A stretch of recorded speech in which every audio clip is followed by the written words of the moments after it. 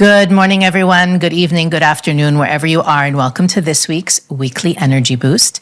My name is Elisheva, and I'm here with David, and we are talking about how evil speech shortens one's life. And that, obviously, pretty extreme statement, but if you've been listening for any period of time, you know that episode after episode, we go back to the power of words, and our listeners have been asking us to break down in detail what really is the problem and how to be more mindful of the energy that we put out there through our speech.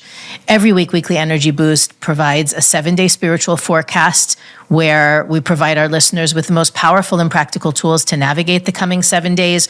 We do that through gleaning through the wisdom of Kabbalah to pull out the principles and tools that are going to help you make the best of this week's opportunities. But every episode also offers life lessons for any week of the year, any year of your life. And this week is no different.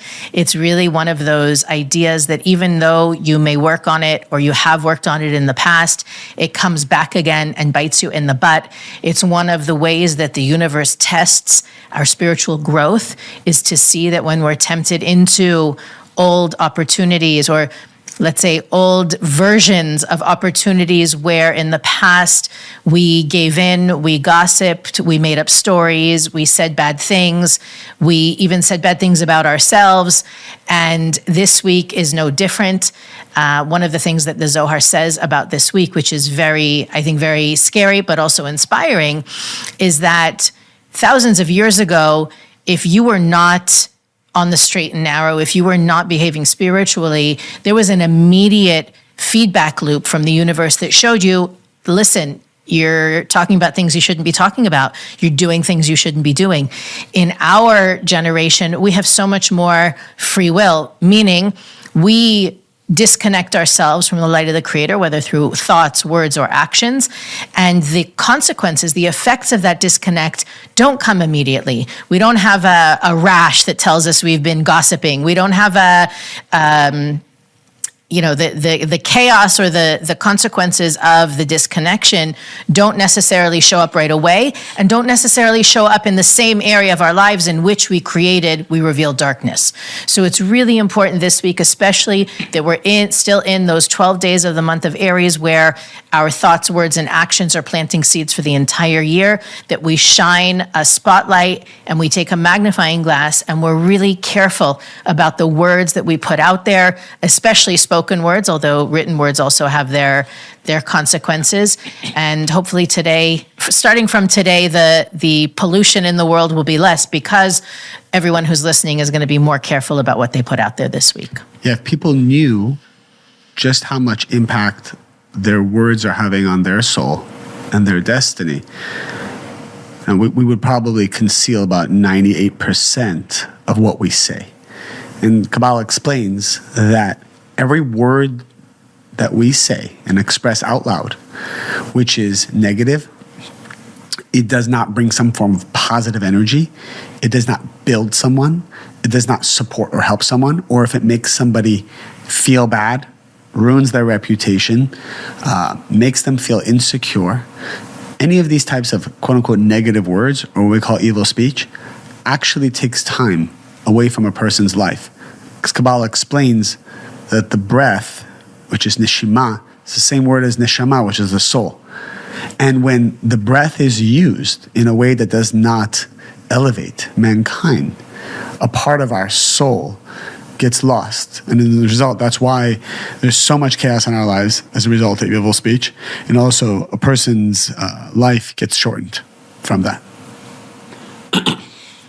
What do you think about that, Elisheva?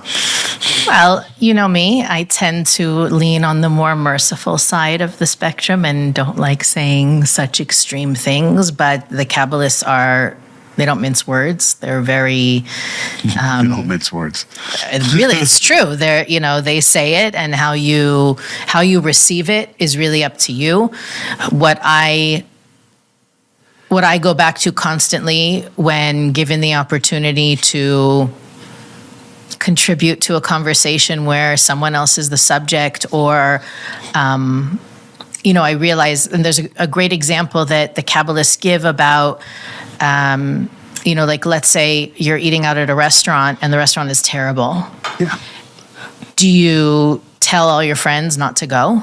Do you keep it to yourself and know that everybody in your neighborhood is going to have a terrible experience? Do you go to the owner or the chef and do you discuss it with them? And the Kabbalists talk about this example that you have to be really careful because you could be not only speaking badly and spreading whatever, but what if you damage that person's livelihood? Yeah. And then you're karmically responsible. And this is one of those things that especially in our day and age where not only people take to social media and just disparage everybody they want, however they want, but also you have like crowdsourcing, right? Where people say, hey, I'm thinking of buying this thing. What does everybody think about it? We literally make our decisions based upon people's commentary on them. We have to be really careful that what we say doesn't have consequences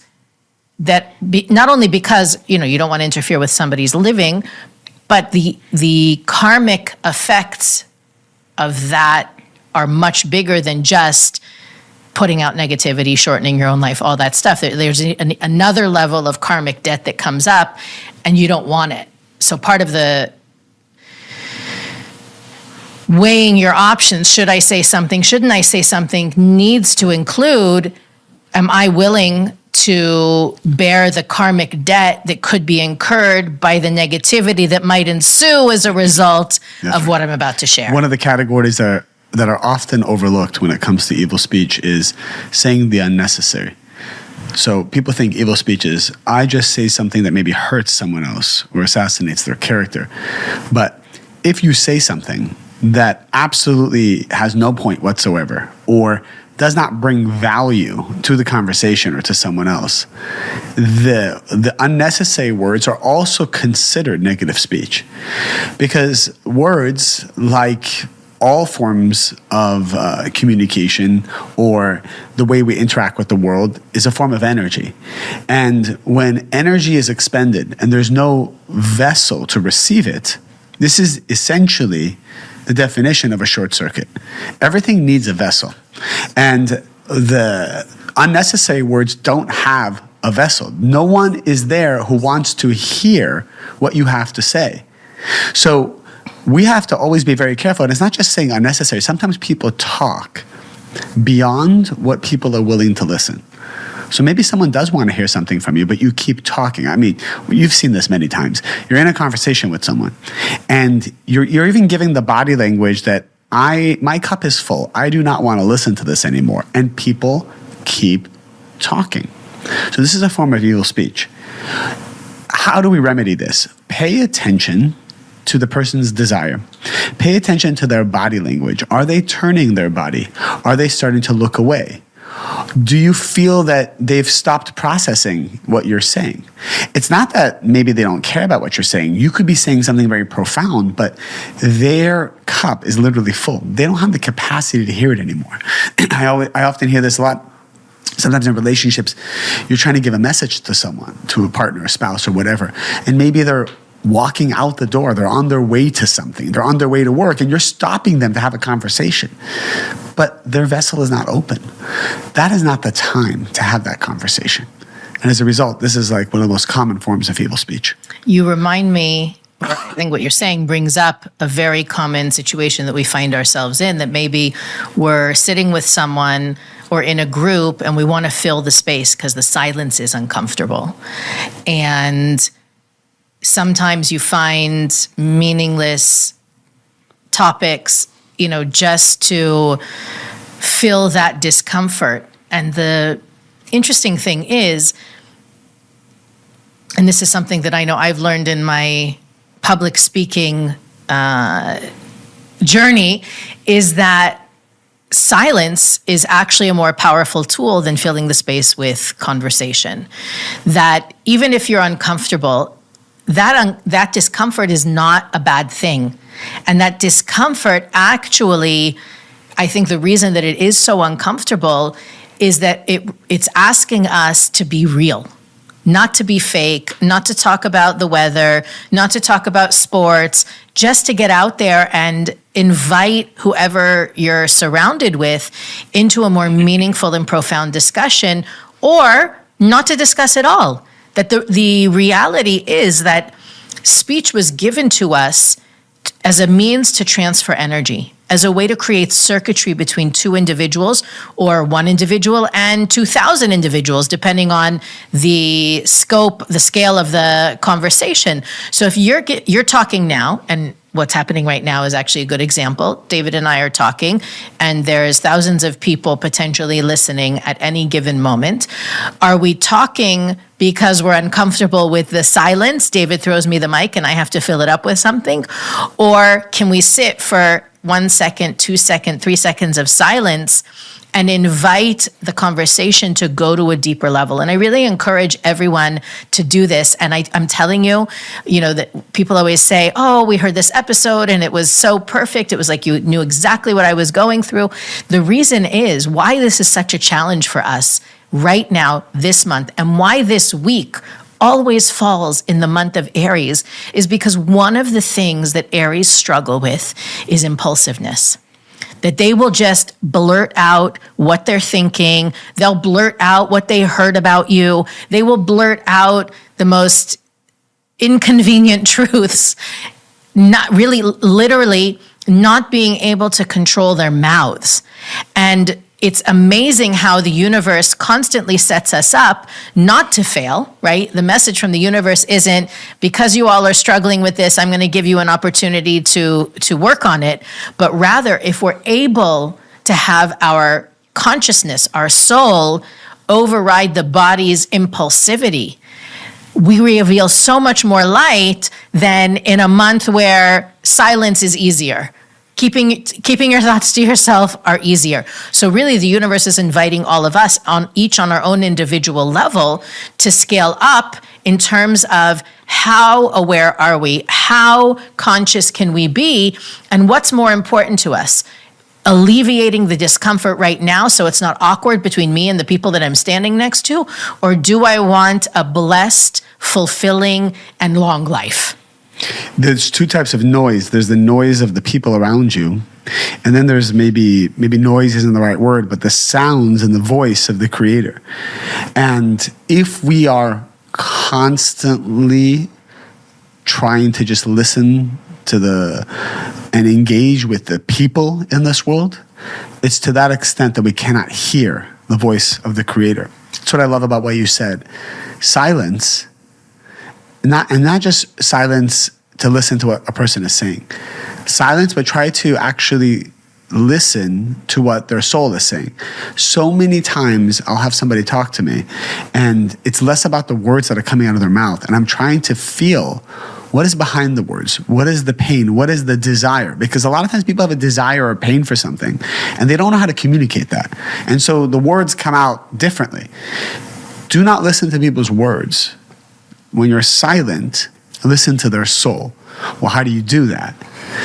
Try to actually visualize or connect to something that's deeper inside their heart. So see beyond the body. Try to go inside. Try to listen or maybe even visualize and see what messages come to you. And it's really interesting because all of us are very intuitive. We don't realize it. If I actually try to listen to your soul, and that was my intention. I want to hear what your soul is saying. I will start to see images in my mind. I will start to see visions. Trust them because that is their soul communicating with you. What's amazing about what you said, and I had been thinking about it before today's episode, is that one of the lesser known categories of evil speech is brown nosing. Or they call it in the technical term is false flattery. Yeah. When you kiss up to somebody, it's actually one of the worst forms of evil speech as well. And I remember our teachers, Rav and Karen Berg, when people would give a speech, maybe it was a wedding or some sort of life event, and they would say, I want to thank you for everything you've done to me, to Rav and Karen Berg. They would say, don't thank us, do. That the whole pomp and circumstance that comes around giving a speech or that kind of false flattery where you're in a group of people and you say, oh, I owe it to so-and-so without them. The depth, you may owe it to them and you may be immensely grateful, but the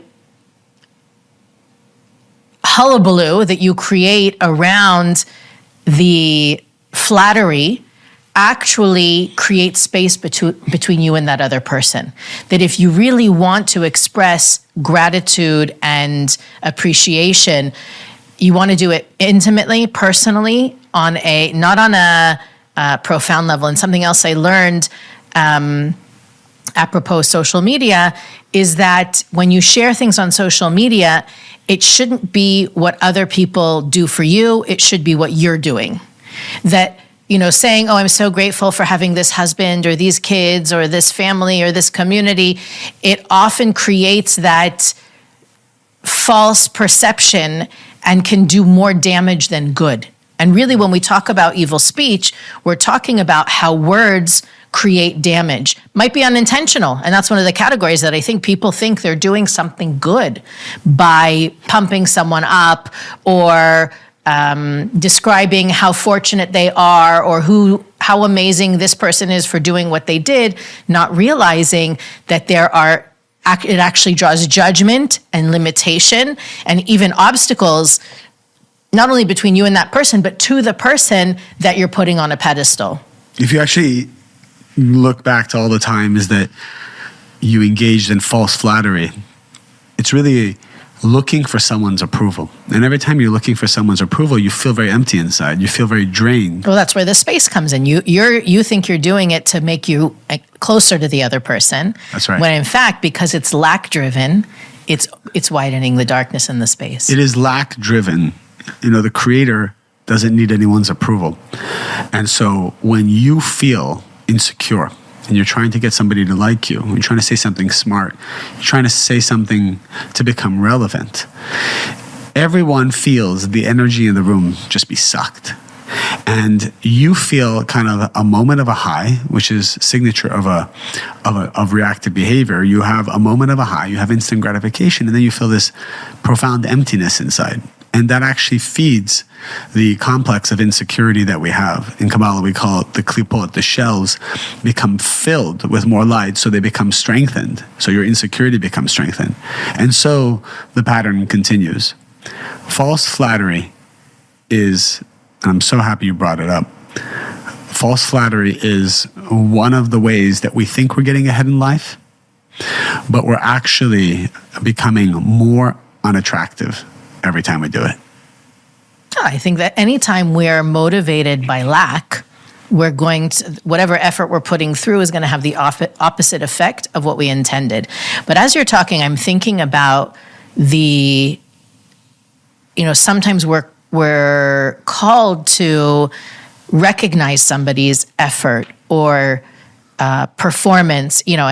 My mind goes to parenting, but it can be in romantic relationships, it can be in business relationships as well, where you want to acknowledge somebody's effort. What's the best way to do that, given what we've just shared? That on one hand, you don't want to come from a place of lack. You don't want to encourage the person to celebrate their success and stop what they're doing, which is sometimes an unintended consequence of praising someone. How do you praise someone and not let it fall into the arena of false flattery? That's beautiful. That's a beautiful question. First off, when the desire to praise someone comes to you, you have a few seconds to kind of ask yourself and feel in your body, you can feel it. Do I need something from this person? All right, I know someone who is constantly praising everyone, but it happens to be usually beautiful women, unfortunately. So it's not that every person they see, they praise. So it's tied to some form of lack. And so if you can take a few moments to just check in with yourself, check in with your body. Is this praise coming from a place that you're trying to fill some kind of a lack? And if it is, there's nothing wrong with just kind of pausing and being silent for a moment. And what happens is actually when you let it go, because you feel the lack, you end up letting go because you want to be like the Creator. what happens is what's called the returning light. A new vessel appears. This new vessel actually is not needy. And from that point of view, you may be able to give the compliment or the praise if you see fit. But the first step is always checking in with yourself and saying, is this filling a lack? Because if it is, it's actually better not to say it. Well, then there's also the category of when you could have said something positive and you didn't. What would be an example of how that's a missed opportunity? Well, let's say, for example, someone is being criticized, attacked, bullied, and you have the opportunity to defend them, and you don't. That's a form of evil speech. There's also consequences for words unspoken. And so, this is, again, a week where the Kabbalists ask us to go inward deeply. This is not a path for people who are externally focused. It is really an inner work-driven effort. And part of what we need to look for, and to me, I think a lot of the reason people don't say good things or important things or necessary things is because they don't believe in the power of their words. Right. And it doesn't go, you can't have it both ways. You can't speak evil speech when it's convenient for you and then hold back when you have the opportunity to defend or support. Our words have power, whether we like it or not. We, with our consciousness, can empower or disempower ourselves. But at the same time, we don't get to decide the impact. That's really one of the scariest things for me, is that when I have the I guess maybe some astrology signs, it's easier for them to be quiet, and some astrology signs, it's harder for them to speak up. Yeah. I fall in the latter category, and I find that many times in the evening when I'm reflecting on my day and I'm trying to look for those missed opportunities and plan for how to take advantage of the coming day, a lot of my missed opportunities are around, I should have said something, I could have said something. I won't use the word should because that's already an air of judgment.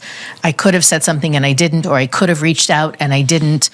And really looking for, like you said, you have to feel it inside. You have a few seconds when an idea comes to you or when you're prompted to do something, and you have a few seconds to assess where is it coming from. And even if it's coming from a place of lack, can I convert it? Right? Can I do what I want to do? Can I say what I want to say without it being motivated by my selfish motives? Can I transform it into something uplifting and powerful? And if not, then I can keep my mouth shut. But for me, many times the struggle is I didn't say anything, or I didn't say enough, or I should have been stronger about what I said. Here's one tool we can end on this point. Something that will really help people is just to slow down their words. Just slow everything down. There's no reason to rush your words, rush your conversations, rush your dialogue. You're apt to make a mistake. Slow down your words. Michael Berg gave us this tip once. With each word that comes out of your mouth, visualize that it elevates to the upper worlds. It kisses the Creator and comes back down. This whole process, both the intention and the fact that you're slowing down your reactive nature around speaking, is infusing your words with so much spirituality, so much light. And you'll be more in tune with the divine, and people will feel that energy. Just an example of that, many times students will come up to me and say, do you have a message for me? I'm sure it happens to you all the time too. Sure. And there's this moment where I can say, do I have anything to say? What do they need to hear? But ultimately I decide, if I didn't have something to say to them initially, the answer is no, I don't have a message for you. Let me think about it. Right. But I'm saying it's like I can see where that would be a very easy trap to be like, you need to upgrade your wardrobe, or you know what I mean? Like to just throw something out there, which I think some people do, just because, again, they don't want to leave that gap. And it's really important this week more than ever to recognize that sometimes that gap is best left so that the light can fill it, that you don't need to be the person filling it. Beautiful. Weekly Energy Boost is available on all podcast platforms, YouTube, Facebook, and Instagram. It's on Spotify. I want to make sure everyone knows this week we are still in the midst of those 12 days of Aries. Today, Monday, is day 7. And all of the resources for you to learn about how to take advantage of that are on our website, weeklyenergyboost.com, where you can also send us a message, look through our archives, and donate to help make this podcast possible. We also want to invite you, most importantly, to share this episode. It's a nice way to tell a friend to be more mindful of what they're saying or not saying. And again, the more of us that are going to be mindful, our teacher Rubberg used to say, the reason for airborne diseases is evil speech. So it actually supports our immune systems and the immune systems of the people around us to keep our mouths shut and to be more mindful about what we let out. And we'll see you next week on the Weekly Energy Boost.